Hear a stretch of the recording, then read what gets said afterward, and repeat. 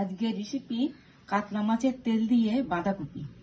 প্রথমে বাঁধাকপিগুলো আমি পাতলা পাতলা করে কেটে নিয়েছি। এটা রান্না করতে দেখুন আপনারা কি কি লাগে। পেঁয়াজ, রসুন, আদা, মটরশুঁটি, টমেটো, হলুদ, লবণ, ধনে গুঁড়ো, জিরে গুঁড়ো, লঙ্কা গুঁড়ো। এবার আমি কড়াইতে তেল দিয়ে ফোড়ন দেবো গোটা জিরে, দুটো তেজপাতা। এবার আপনারা দেখুন মাছের তেলটা আমি ভেজে নিচ্ছি।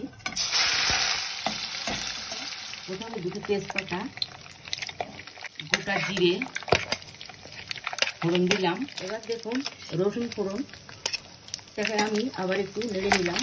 এবার দেবো পেঁয়াজ, টমেটো কুচি,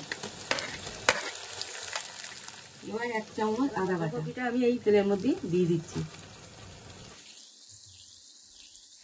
এবার লবণ, হলুদ দিয়ে এটা ভালো করে মিশিয়ে দিতে হবে।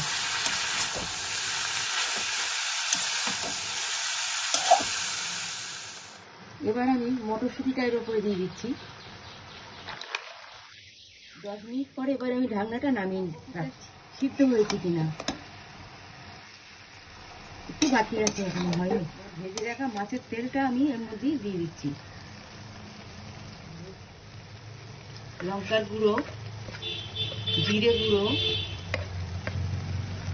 ধনে গুঁড়ো, এটা আমি ভালো করে মিশিয়ে নিচ্ছি। দেখুন আমার বাঁধাকপি সিদ্ধ হয়ে গেছে। আমি এতে জল দেইনি, আমার তেলেই সিদ্ধ হয়ে গেছে। সিদ্ধ না হলে আপনার একটু জল দিয়ে দেবেন। আর আমি এতে মিষ্টি দেইনি, আপনারা চাইলে মিষ্টিও দিতে পারেন। এবার আমি গরম মশলা দিয়ে এটা আমি নামিয়ে নেব। রান্না হয়ে গেছে, নামিয়ে নিলাম। তেল বাঁধাকপি। আমার রান্না যদি আপনাদের ভালো লাগে আপনারা শেয়ার করবেন, কমেন্ট করবেন।